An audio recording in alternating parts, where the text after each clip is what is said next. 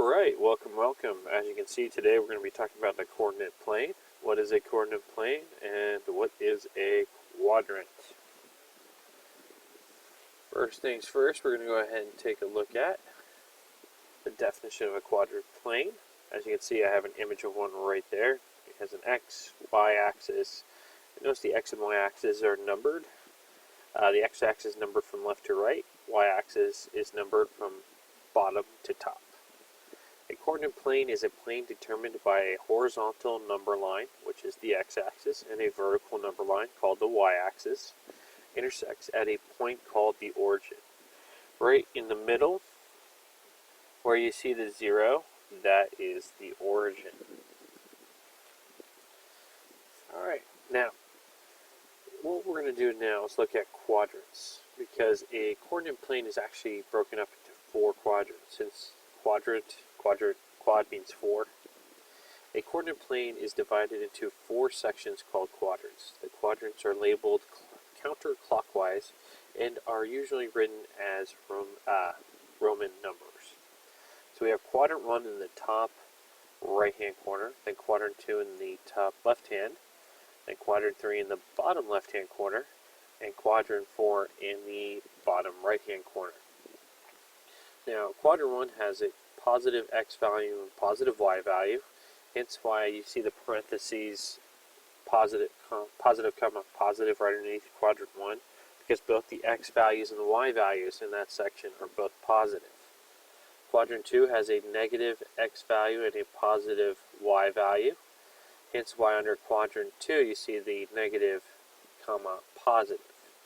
And we're going to keep on going. Quadrant 3, both of them are negative, hence why you see negative comma negative. In quadrant 4, the x value is positive and the y value is negative, hence why you see positive comma negative. Now, those are the quadrants, 1, 2, 3, and 4.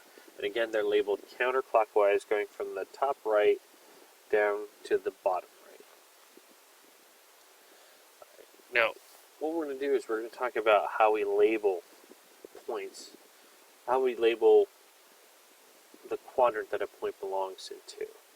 As you can see here, I have a coordinate plane with a whole bunch of points, and they're labeled by letter. And notice on the side we have 1, 2, 3, 4, 5 problems, each one with the letter of a point and Q with a blank. So that's because we're going to put the Roman numeral in there for the quadrant. So the first one we're going to look at, step 1, label each quadrant in a coordinate plane. We should do that automatically because it would just make life a little bit easier.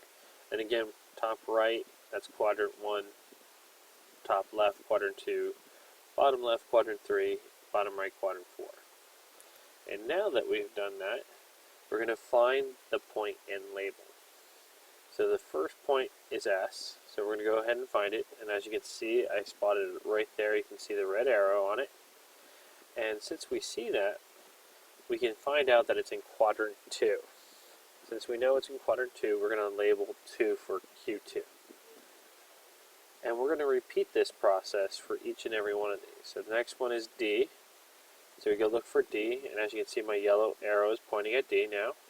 And because we see where it is, we now know it's in quadrant 2. So we just put Q2. Now that we got that, we're going to look at G. Hence, I have it pointed with the green arrow. Spotted G right there in the top right hand corner, and therefore I know it's in quadrant 1, so I'm going to label quadrant 1. The next one up is X, so I'm going to use the purple arrow to point to it. Now I see it in the bottom right hand corner. As I see it right there, I know it's in quadrant 4. IV means 4. So quadrant 4 right there. Now the last one is J. I'm going to use a bright blue arrow to point this one out. So now I spotted J right there in the bottom left hand corner. So I know that's Q3, so I want to label that down. And now I have all my answers. S is located in quadrant 2, so is D. G is located in quadrant 1, X is in quadrant 4, and J is in quadrant 3. Again, all we did was label the quadrants, find the points, and see what quadrant they were in. That's it. Alright, so now that we've gone over 5 of them, I have 5 of them I want you to try out. So what I want you to do is pause the video when I tell you to, and find the answers for 1 through 5, and then when you have your answers, unpause it and we'll go over them together. So go ahead and pause the video now.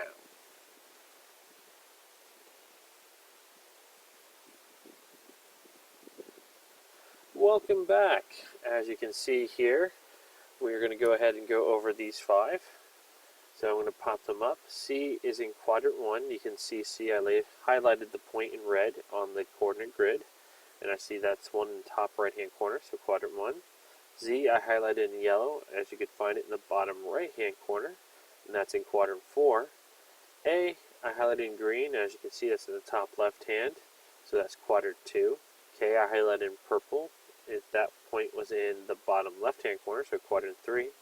And H in bright blue, which is in quadrant 1. Alright, so that's it for today. Have a good day, and I look forward to seeing you next time.